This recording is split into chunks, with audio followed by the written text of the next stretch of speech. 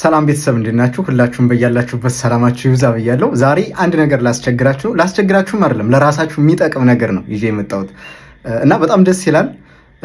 እሱ ምንድነው የጻድቁ አቡነ ገብረ መንፈስ ቅዱስ ዓመታዊ በዓልን በማስመልከት ያ ማለት መጋቢት 5ን በማስመልከት ማለት ነው ቻሌንጅ አለ። እሱ ቻሌንጅ ምንድነው? በደቡብ ወሎ ዞን በደላንታ ወረዳ በወገል ጤና ከተማ የሚገኘው መካነ ሕይወት አቡነ ገብረ መንፈስ ቅዱስ ቤተክርስቲያን አለ።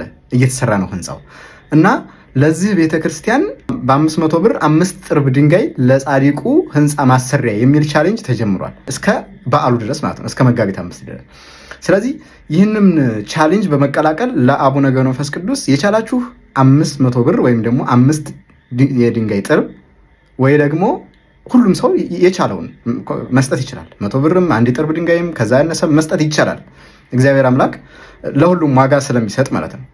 ግን በጣም ደስ የሚል ዜና ደግሞ ተሰምቷል። ምን አይነት ዜና መሰላችሁ? በቀን ይህን ቻሌንጅ ተቀላቅለን እኛ ለቤተ ክርስቲያኑ ህንፃ ማሰሪያ ስንሰጥ በቀን የገባውን እጥፍ የሚሰጥ ወይም ደግሞ የሚያስገባ ገቢ የሚያደርግ አንድ ወንድም ከአሜሪካን ሀገር መጥቷል።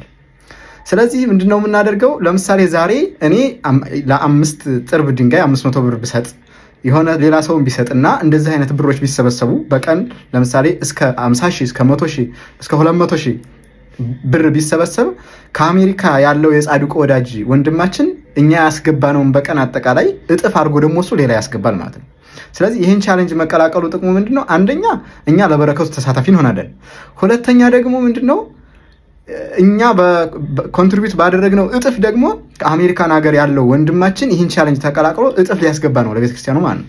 ስለዚህ ሁለት ጊዜ እንጠቀማለን ማለት ነው። ሁለት ጊዜ ቤተክርስቲያኑ ገቢው እንዲያድግና ህንፃው ቶሎ እንዲጠናቀቅ ከጻድቁ ከአቡነ ገብረ መንፈስ ቅዱስ በረከትና ረድኤት እንድንካፈል ያደርጋል ማለት ነው። ስለዚህ ይህን ቻሌንጅ ተቀላቀሉ ባካችሁ።